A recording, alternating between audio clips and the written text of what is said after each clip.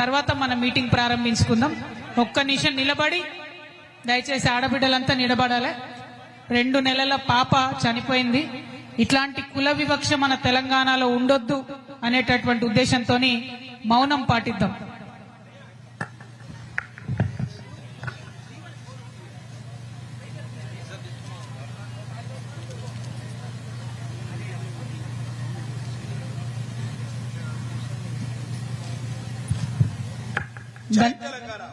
ధన్యవాదాలు. జై తెలంగాణ.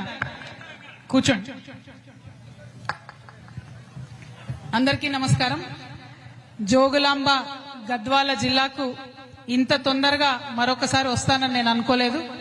కానీ సోదరుడు రంజిత్ గారు చెప్పినట్టు మరి నాకు జోగులాంబ అమ్మవారు అంటే చాలా సెంటిమెంట్.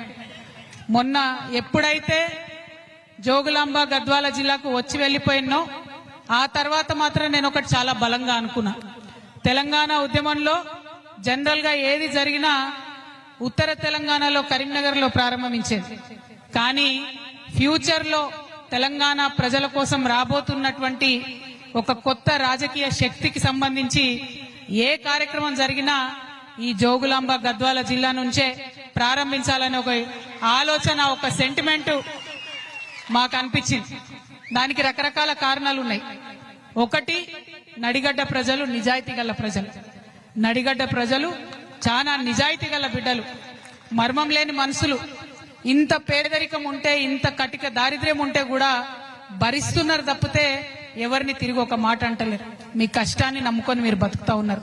మరి ఇటువంటి నియత్ గల్ల గడ్డ మీద నుంచి ఏ పని చేసినా ఆ జోగులాంబ అమ్మవారి ఆశీర్వాదం ఉంటదని చెప్పి మనస్ఫూర్తిగా నమ్ముతున్నాను. కాబట్టి ఇవాళ మరొకసారి ఇక్కడికి రావడం జరిగింది. ఇక ముందు కూడా ఖచ్చితంగా వస్తూనే ఉంటామనే విషయాన్ని కూడా తెలియజేస్తా ఉన్నాను. మరి వేదిక మీద ఉన్నటువంటి ఏమైంది, ఒక్క నిమిషం మీరు కొద్దిగా పైకి అనుకోండి. ఏముంది, రావట్లేదా? అదే లాస్ట్.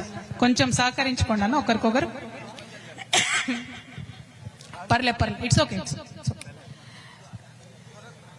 వేదిక మీద ఉన్నటువంటి తెలంగాణ జాగృతి రాష్ట్ర ఉపాధ్యక్షులు కోల శ్రీనివాస్ గారికి, తమ్ముడు శివారెడ్డి గారికి, చిలుక ప్రవీణ్ గారికి, ఇస్మాయిల్ అన్న గారికి, వేముల భవానీ గారికి, కొత్తగా సర్పంచ్ గా గెలిచినటువంటి మరియమ్మ గారికి, వారి హస్బెండ్ కి, అట్లనే మా నారాయణపేట జిల్లా అధ్యక్షుడు మా సోదరుడు గవినొల్ల శ్రీనివాస్ గారికి, మన స్వామి గారికి, సీమల రమేష్ గారికి, సందీప్ గారికి, దండే ఆనంద్ గారికి, తేజ చౌదరి గారికి, మన తెలంగాణ జాగృతి రాష్ట్ర మైనారిటీ ప్రెసిడెంట్ ముస్తఫా గారికి, ఇక్కడ జోగులాంబ గద్వాల్ ప్రెసిడెంట్ గారు సలీం గారికి, అట్లనే మా తమ్ముడు బాలాజీ ఉదయ్ గారికి, శ్యామ్ గారికి, మరి అందరికన్నా ముఖ్యంగా ఈ నడిగడ్డ హక్కుల పోరాట సమితి నుంచి ఈ కార్యక్రమాన్ని ఏర్పాటు చేసినటువంటి బుచ్చిబాబు గారికి, లవన్న గారికి, విజయ్ గారికి, విష్ణు గారికి, బలరాం నాయుడు గారికి, గోవింద్ గారికి, రంగస్వామి గారికి,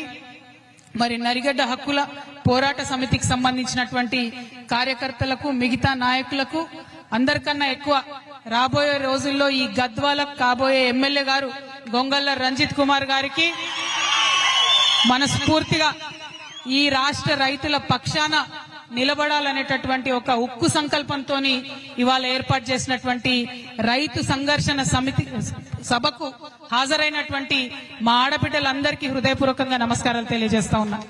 మరి మేము బండి దిగి వస్తా ఉంటే ఒగ్గుడోలు విన్యాసాలతోని మమ్మల్ని ఉత్సాహపరుస్తూ ఇక్కడి వరకు తీసుకొచ్చినటువంటి స్వామి వారి బృందం అందరికీ కూడా మనస్ఫూర్తిగా అభినందనలు తెలియజేస్తా ఉన్నా.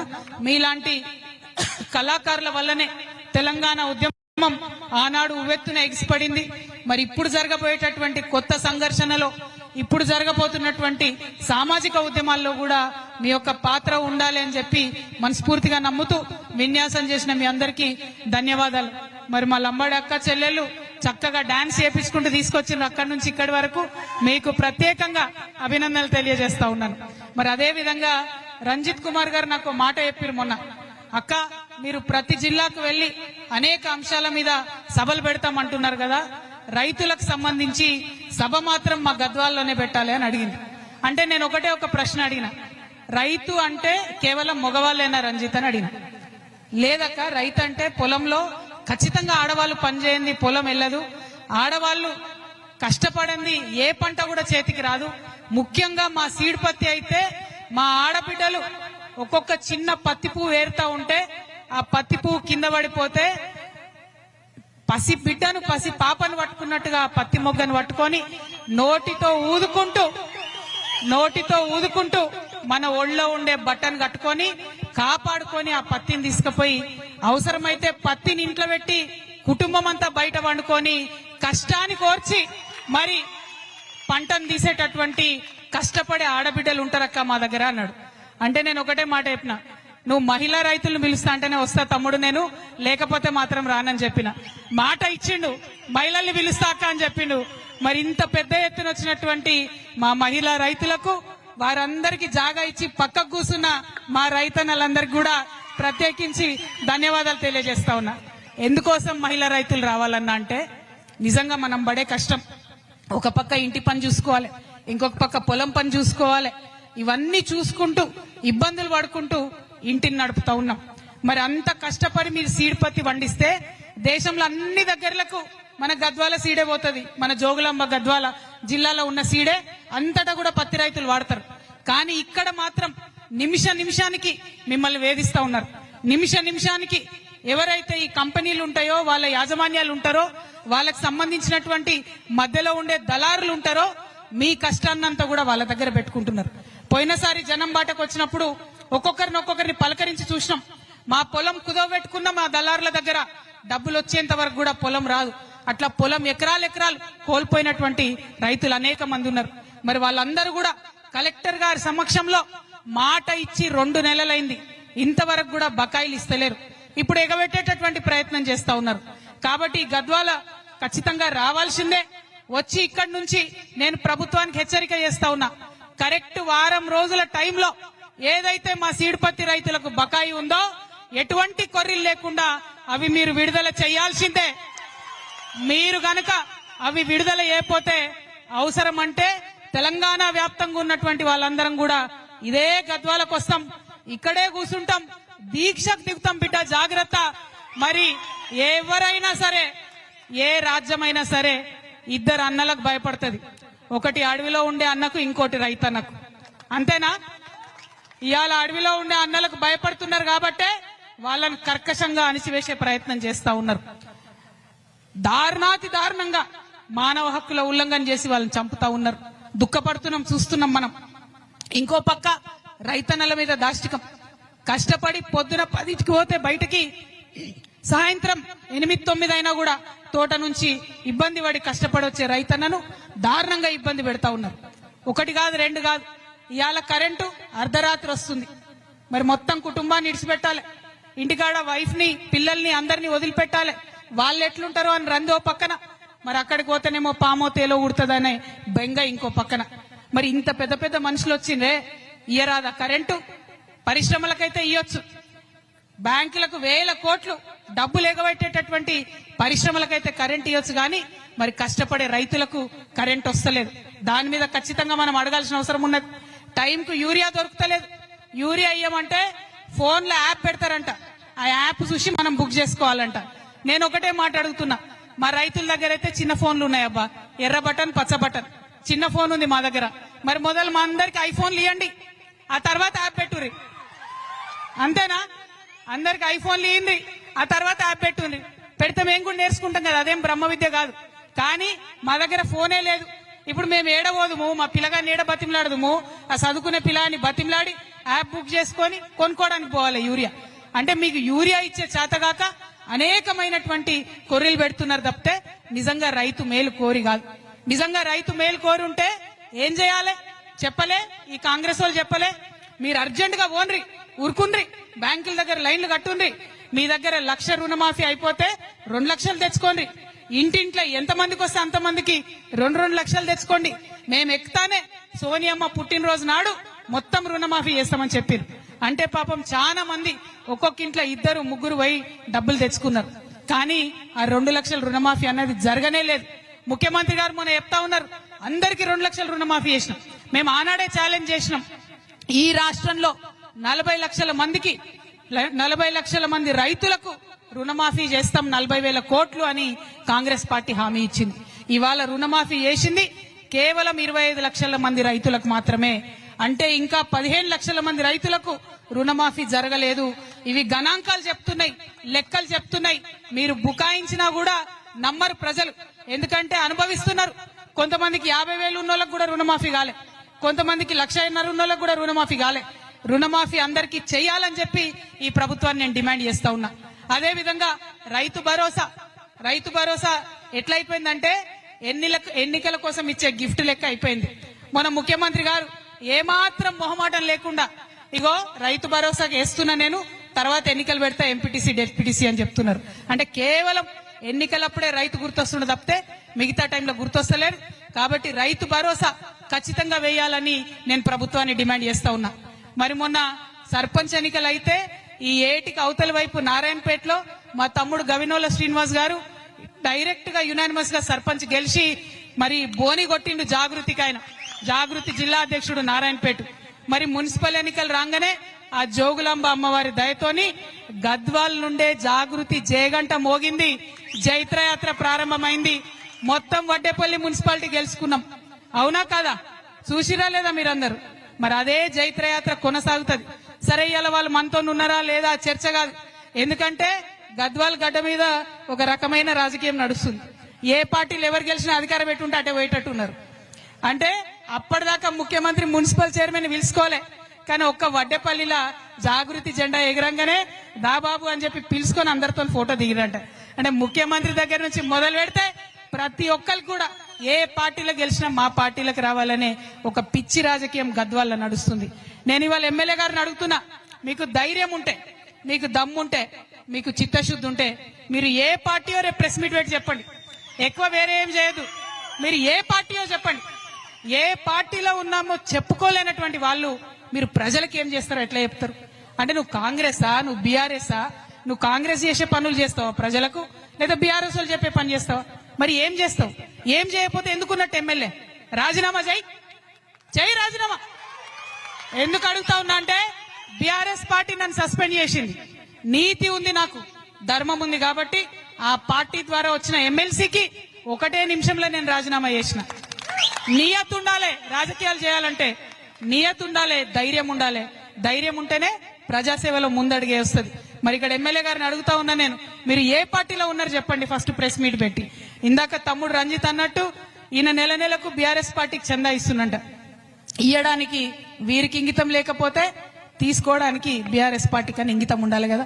మరి వాళ్ళు ఎందుకు తీసుకుంటున్నారన్న విషయం వాళ్ళు కూడా ప్రజలకు ఖచ్చితంగా చెప్పాల్సినటువంటి అవసరం ఉంది. మరి అది బీఆర్ఎస్ అయినా ఇప్పుడు వచ్చిన కాంగ్రెస్ అయినా 12 ఏళ్ళు అవుతుంది. మనం చిన్నప్పుడు చదువుకునేది గుర్తుంది కావచ్చు మీ అందరికీ, బిరబిరా కృష్ణమ్మ పరుగులిడుతోంది అంటే మనం మంచిగా పెద్ద పాట అనుకొని పద్యం అనుకొని నేర్చుకున్నాం చిన్నప్పుడు.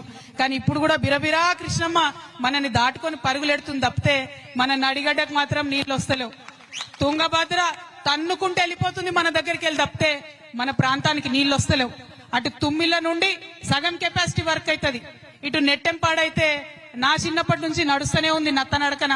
నత్తలు కూడా సిగ్గుపడుతున్నాయట, మమ్మల్ని ఇట్లా నెట్టెంపాడుకు కంపేర్ చేయకండి, దరిద్రంగా ఉంది, మమ్మల్ని అవమానం చేయకండి అని చెప్పి. నెట్టెంపాడుది ఆ పరిస్థితి ఉంది. అంటే ఇక నీళ్ళు ఎప్పుడు రావాలి నడిగడ్డకు? మరి మన కష్టాలు ఎప్పుడు తీరాలి? రైతు అనేటోడు గుండె మీద చేసుకొని ఎప్పుడు పడుకోవాలి? ఈ విషయాల్ని దయచేసి ఆలోచన చేయాలి. అందుకే నేను కోరేది మిమ్మల్ని, అది బీఆర్ఎస్ కంప్లీట్ గా నడిగడ్డను మోసం చేసింది, ఫెయిల్ అయిపోయింది బీఆర్ఎస్ పార్టీ నడిగడ్డలో. కాంగ్రెస్ పార్టీ 2.5 ఏళ్ళు అయింది వచ్చి ఏదో వేస్తామని చెప్పొచ్చిర్రు, కంప్లీట్ గా వాళ్ళు విఫలమైన. మరి వాళ్ళ జరగాల్సింది ఏమున్నది?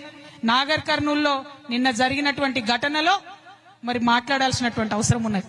నీళ్లు రాకపోతే అడగాల్సినటువంటి అవసరం ఉన్నది. అట్లా అడిగేటోళ్ళు కొత్త వాళ్ళు రావాల్సినటువంటి అవసరం ఉన్నది.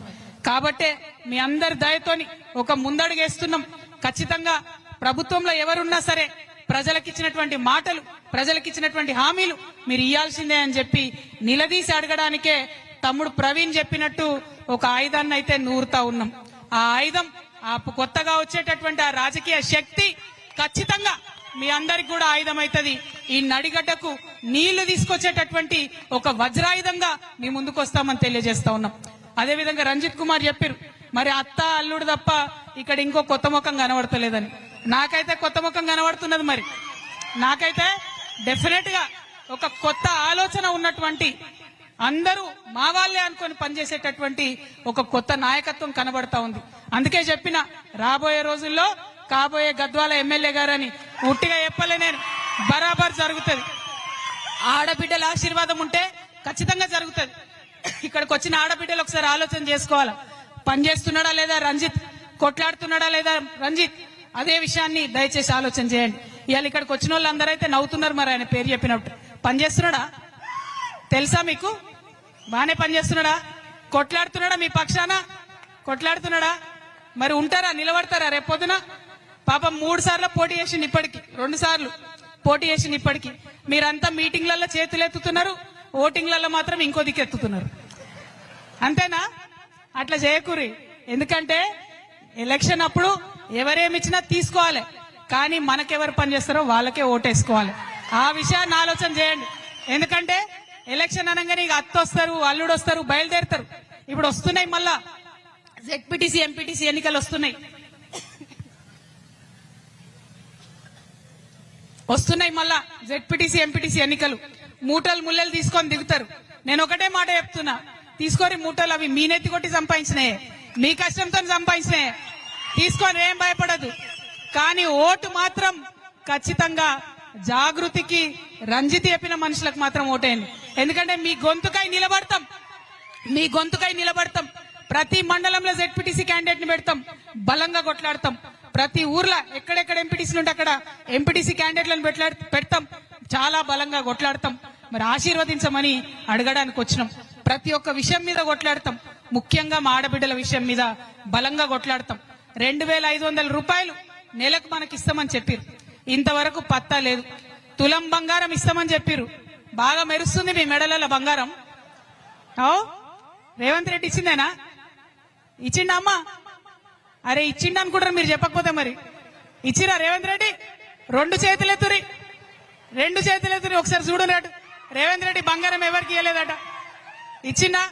మరి కొట్లాడాలన్నా వద్దా, వాటి కోసం అడగాలన్నా వద్దా? అది అడగడానికే ఇక్కడ దాకా వచ్చినాం. అయితే ఇవాళ నేను మా ఆడబిడ్డలకు ఒక పరీక్ష పెట్టదలుచుకున్నా. నాకైతే రంజిత్ చాలా గొప్ప చెప్పిండు, ఇక్కడి నుంచి కలెక్టరేట్ దాకా అందరు నడిచి వస్తారు మీతో. నడుస్తారా? ఓపికందా? ఆకలి అవుతుందా? ఏం కాదు, వచ్చినాక తిందాం. నేను కూడా తినకుండానే వచ్చిన హైదరాబాద్ నుంచి, అంతేనా? మరి రైతులకు రావాల్సిన ఈ అన్ని సమస్యల మీద కలెక్టర్ గారి దగ్గరికి శాంతియుతంగా మనం మార్చి చేసుకుంటూ పోదాం. ఈ గద్వాలలో తెలవాలి అందరికీ, జాగృతులు నడుస్తురు రైతుల కోసం. మిట్ట మధ్యాహ్నం ఎండలో ఆడబిడ్డలు రైతన్నలు నడుస్తున్నారని తెలవాలి.